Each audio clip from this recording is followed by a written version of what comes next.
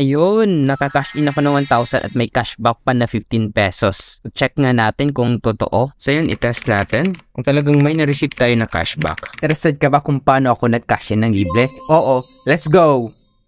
Step 1. Open mo yung Shopee app. Tapos makikita mo ito. Step 2. Click mo yung cash in for free. Click mo din yung cash in. Tapos makikita mo ito. Tapos, click mo yung InstaPay na arrow ito. Then mag-a-appear ito na different banks. Pamili ka lang kung anong bank gusto mo. Tapos, pag nakaselect ka na ng bank, for me, GCash kasi sa video ito is GCash. Pag nakita mo na yung check, after clicking it, click mo yung confirm. Makikita mo itong instruction how to cash in sa ShopeePay gamit ang GCash na libre. Step 6, follow the instruction. Like open the bank you select. So GCash yung ginamit natin, open natin yung GCash. Tapos step 7, click mo yung transfer. Then, makikita mo to. Scroll down ka lang hanggang makita mo tong view all. Then click pause. Makikita mo ito. Step 9, click mo tong bank transfer. Then type mo yung shoe. Then makikita mo tong ShopeePay. Click mo yan. At tapos, makikita mo ito. Step 10, fill out mo yung details na kailangan. Like for example, yung amount, ako so 1,000 kasi for demonstration ito.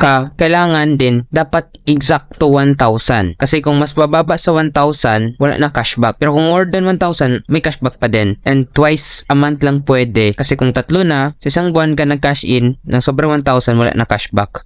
Then yung account name, ito siya. Para mahanap ang account name, open mo yung app ng Shopee, click mo yung Me, tapos itong RCM3, ito yung account name. For account number, type mo lang yung phone number mo na ginamit mo kay Shopee. Then, type mo yung email, pero optional lang to, pwede mo hindi ilagay. Then, after that, may charge pala na 15 pesos. Ito yung cashback na marireceive mo later on na ibibigay ni Shopee. After ka mag-cash in, gamit ang GCash. Then, after done, click mo yung send money. And then, step 11, check mo if lahat ng mga information nito is tama na.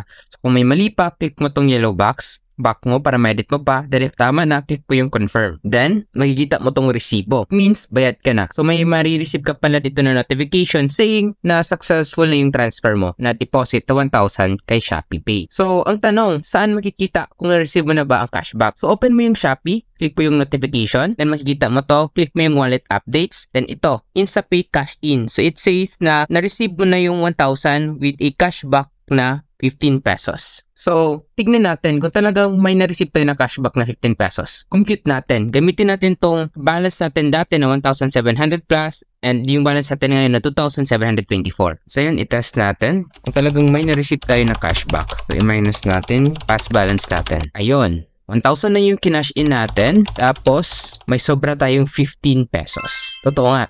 Free na ang pag-cash in sa ShopeePay gamit ang InstaPay. Napakadali lang. So kung natulungan ka ng video ito, don't forget to like and subscribe for more videos like this. If may mga katanungan ka, comment ka lang. Yun lang. See you in my next video. Let's go!